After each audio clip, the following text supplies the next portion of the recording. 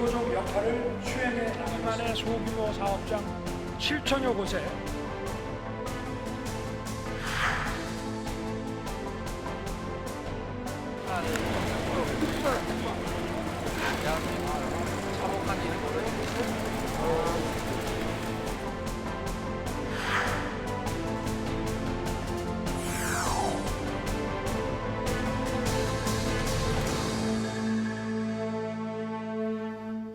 네, 이번 시간은 뉴스앤파워 인터뷰 시간입니다. 오늘은 국민의힘 수석 대변인으로 맹활약하고 계신 박정하 의원을 모시고 오늘 민주당의 윤 대통령 시정연설 전면 보이콧으로 인한 여야의 극한 대치 상황에 대해서 자세히 짚어보도록 하겠습니다. 의원님 어서 오십시오. 안녕하세요. 반갑습니다. 네. 전국은 지금 이제 늦가을이 좀 이렇게 싸늘한 날씨보다도 더 이제 좀 냉각돼 있는 추워요. 분위기지만 오늘 첫 질문은 부드럽게 시작을 하겠습니다. 오늘 이렇게 국회 방송에 또 이제 국감 이후에 저희 방송 오늘 첫 방송인데 출연해 주셔서 예, 저희도 뜻깊고 예, 감사의 말씀을 드리고요. 지난 재보선 때 당선이 되시고 이번이 그 첫 번째 국정감사였는데 축하드릴 일이 있습니다. 국토교통위원 우수 의원으로 선정이 되셔서 이제 상을 또 받으셨습니다. 네. 6월 재보선 때 이제 뭐 국회에 이제 입성을 하시고 예. 몇 달 만에 또 상까지 받으셨는데 어떤 성과로 이렇게 이제 또 우수 의원으로 또 꼽히셨는지 궁금합니다.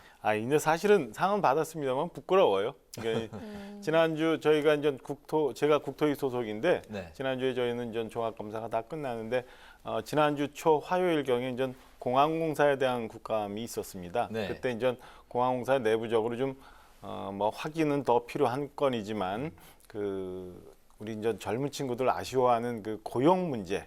네. 고용 문제니까 신규 직원을 채용하는 데 있어서 좀 석연치 않은 점들이 있었어요. 그래서 네. 그 건에 대해서 제가 이제 집중적으로 질의를 했고 아마 그때 그걸로 인해서 상을 주지 않았나라는 생각인데 뭐 말씀 주신 것처럼 제가 6월 달 재보선 선거 통해서 들어와서 네. 또 갑자기 또 당직을 맡고 그래가지고 국감 성실하게 못했습니다. 그래서 오히려 상은 받았습니다만은 우리 국민 여러분께 그리고 저희 지역구 주민들께 최선을 다하지 못했다는 거 오히려 송구하다고 인사드리고 사과드려야 되는 건 맞는 것 같아요. 겸손하게 네, 그렇네요. 겸손하게 말씀을 해주셨네요. 네, 다시 한번 축하드리고요. 이렇게 네. 좀 부드럽고 좋은 얘기만 하면 좋을 텐데 오늘 할 얘기가 좀 많이 있습니다. 해보시죠 뭐. 네, 해보도록 하겠습니다. 알겠습니다. 네, 국감이 끝나자마자 정말 국회가 그야말로 혼란에 빠진 오늘 하루였는데요. 오늘 대통령 시정연설이 민주당의 전면 거부로 인해서 본회의장이 아주 횡한 모습을 보였습니다. 그 현장에서 먼저 어떻게 느끼셨는지 좀 궁금한데요. 일단은 굉장히 아쉬워요. 아쉽고 여러 전 보도를 통해서 평가가 있습니다만 헌정사상 우리 국회가 해서는 안 될 큰 오점을 민주당이 했다라고 저는 평가를 하고 싶습니다. 그러니까 시정연설이라는 것은 법적으로 정해져 있어서 정부가 국회에 와서 예산안을 설명하게 돼 있는 거예요. 그게 누가 됐든 간에. 근데 그 건에 대해서 지금 맨날 민생 얘기를 하는 민주당이 뭐 본인들 당의 대표의 소위 말하는 방탄을 위해서 이렇게 대통령이 시정연설만저도 보이콧하고 피켓팅하면서 항의하는 모습이 국민들 모습에 어떻게 비칠까? 그리고 본인들이 얘기했던 민생을 과연 생각한다면 저렇게 할 수 있는 건가라는 생각이 들더라고요. 그리고 뭐 좀 더 과하게 표현하면은 과연 그러면은 대통령에 대한 예우를 국회에서 지금 제대로 하고 있는 건가? 민주당은 그럼 대한민국 국회의원들이 아닌가? 라는 생각이 들 정도로 현장에 있으면서 굉장히 아쉽다라는 네. 생각이 들었습니다. 지난번 대통령 연설 때는 그래도 야당 의석도 다 돌면서 네. 악수하시고 그랬잖아요. 네. 그런 모습들 국민들한테 보여주는 게 좋지 않았나라는 저는 이 점오 의원으로서 그런 생각이 들었어요.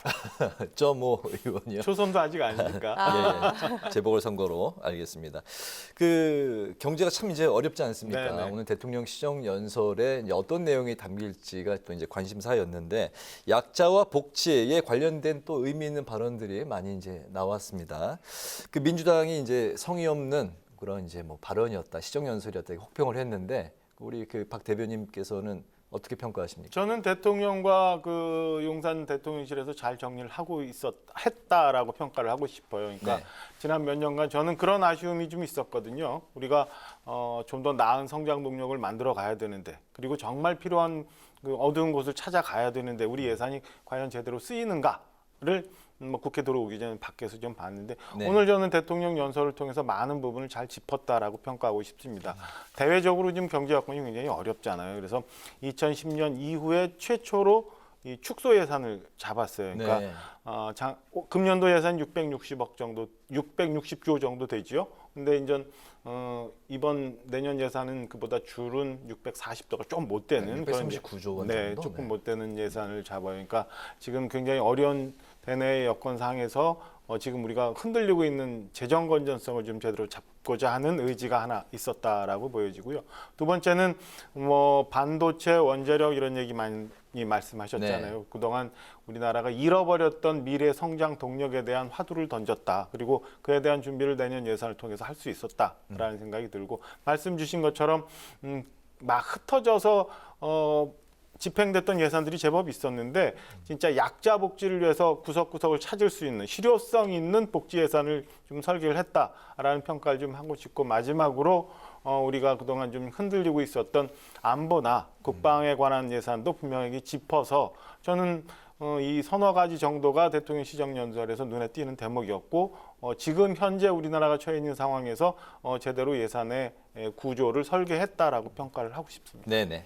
네, 오늘 민주당 의총에서 이재명 대표가 야당을 말살했다, 맞서 싸우겠다 이렇게 말을 했고 또 이런 말도 있습니다. 검찰 독재, 공안 통치 이렇게 강경한 발언들도 했는데 오늘 국민의힘도 의총하지 않았습니까? 뭐 어떤 입장이십니까? 네, 저희는 의총했는데 사실은 아시는 것처럼 이제 하반기 국회 부의장 선출하는 의총을 해서 네. 오늘 뭐 정치적인 얘기는 의총에서 안 나왔습니다. 그런데 민주당의 의총에 대해서는 글쎄요, 저는 아무리 생각해봐도 이걸 어떻게 논리적으로 연결시킬 수 있을까라는 생각이 들어요. 그러니까 오늘은 내년도 우리 어려운 예산안에 대해서 대통령이 시정연설을 통해서 좀 의견을 제시하는 거고 이 건에 대해서 국회가 심의를 통해서 잘 설계를 해 나가면 되는 거잖아요. 이것과 지금 지난 정부서부터 시작됐던 여러 가지 의혹에 대해서 지금 정상적으로 검찰이 수사를 진행하고 있고 제대로 된 법 집행이 진행되고 있는 건데 네. 이거는 이대로 가면 되는 거예요. 그리고 민생은 민생대로 챙겨야 되는 건데 이걸 두 개를 연결시켜서 이게 야당 탄압이고 정치 탄압이고 검찰 공화국이라고 주장하는 저는 뭐 민주당과 이재명 대표의 주장을 논리적으로 저는 도저히 이해가 되기가 어려운 상황이다라고 말씀드리고 싶어요. 그래서 민주당도 아까 말씀드린 것처럼 헌정사에게 다시는 올 수 없는 5점을 남겼는데 네. 지금이라도 소위 말하는 방탄국회 민생을 생각한다면 국회로 돌아와서 국회에서 논의하는 게 옳지 않나라는 생각입니다. 근데 이제 상황은 실제는 더 첨예한 대립으로 이제 그렇게 갈 향하고 거로 있는. 예상돼요. 예. 왜냐하면 현재 그 이재명 제1야당의 대표 이재명 대표에 대한 불법 대선 자금 의혹과 이제 관련해서 김용 부원장 그리고 정진석 실장 등은 혐의를 전면 부인하고 있는 상황인데 이재명계 이제 그 핵심 측근이라고는 정성호 의원이 김용 이제 부원장의 이제 개인 비리일 수 있다 그렇죠. 이렇게 선을 그은 상황입니다.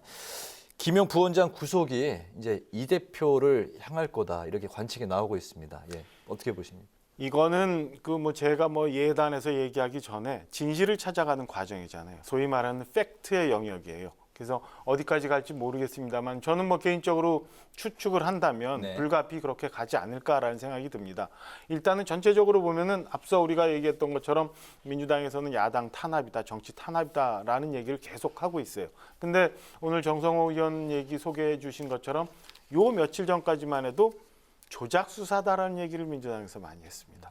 근데 오늘 갑자기 개인 비리일 수도 있다라고 약간의 뉘앙스의 변화가 있어요. 저는 이것 자체가 민주당이 감출 수 없는 부분들이 점점 드러나니까 소위 말하는 뭐 거짓의 뚝이 무너져 가고 있으니까 저는 이런 약간의 그 입장 변화들이 있지 않나라는 생각이 들고요. 앞서 말씀드린 것처럼 이거는 정치적 이해관계에 따라서 뭐 시시비를 가리고 아니면 그에 대해서 논박이 있는 게 아니라 진실의 과정, 팩트를 찾아가는 수사의 과정이기 때문에 저는 뭐 누구도 부인할 수 없다고 봅니다. 그리고 김용 부원장이 지금 구속이 되어 있는 상황이고 정진상 부실장, 소위 두 분이 다 이재명 대표께서 말씀하시는 명실상부한 나의 최측근이에요. 나의 최측근들이 이렇게 이제 자꾸 연루가 되고 구속이 되는 상황이 온다면 저는 마지막 가면 결국에는 이재명 대표가 답을 해야 되는 그런 순간이 올 거고 많은 국민들이 의혹을 갖고 있고 민주당이 그렇게 쌓고 덮으려 했던 무언가들이 이제 국민들 앞에 서서히 나올 거다. 그렇게 되면 국민들이 왜 지금까지 이렇게 민생국회도 외면하고 말로만 그렇게 얘기하고 대통령의 시정연설도 보이콧을 했는지 에 대한 답을 찾아갈 수 있다고 생각을 합니다. 네. 네, 또 지금 뭐 다른 얘기인데요. 정치권에서 화제인 이슈에 대해서 하나 질문 드려보도록 하겠습니다. 한동훈 장관과 김의겸 의원이 뭐 직을 걸고서 설전을 벌이고 있는데 김의겸 의원이 도박판을 언급하면서 또 맞섰고요. 한 장관이 또 법적 책임을 묻겠다 이렇게 나섰습니다. 신경전이 절정을 향해 갈 것으로 보이는데 이번만큼은 한 장관이 그냥 넘어가지 않을 것 같습니다. 어떻게 보십니까? 오늘 보니까 뭐 민형사상 책임을 지겠다고 묻겠다고 얘기를 했는데 저는 뭐 이거 통해서 어쨌든 결과가 나올 거라고 봅니다. 그리고 저는 사실은 어제 오늘간에 있었던 뭐 재밌는 설전보다도 더 무서운 느낌을 좀 받았어요. 그러니까 뭐 최근에 보면은 조금 더 지나가면은 과거 우리 김대엽의 뭐 총풍, 최근에 오면서 뭐 생태탕 페레가모 논란, 심지어는 뭐 대선 과정에서 줄리에 관한 논란 뭐 이런 거 있었잖아요. 그러니까 소위 우리 사회를 흔들고 그 흔드는 것을 통해서 표심에 무언가 영향을 주었던 소위 말하는 가짜 뉴스들이 어떻게 생성이 되고 어떻게 유통이 되어 왔는지에 한 단면이 드러난 것 같은 생각이 들어서 굉장히 무섭다는 생각 그리고 씁쓸하고요. 저는 이 건에 대해서는 한동훈 장관이 끝까지 저는 뭐 사실관계를 확인해 주는 게 맞다고 보고 김의겸 의원도 저렇게 국회 내에서 면책특권에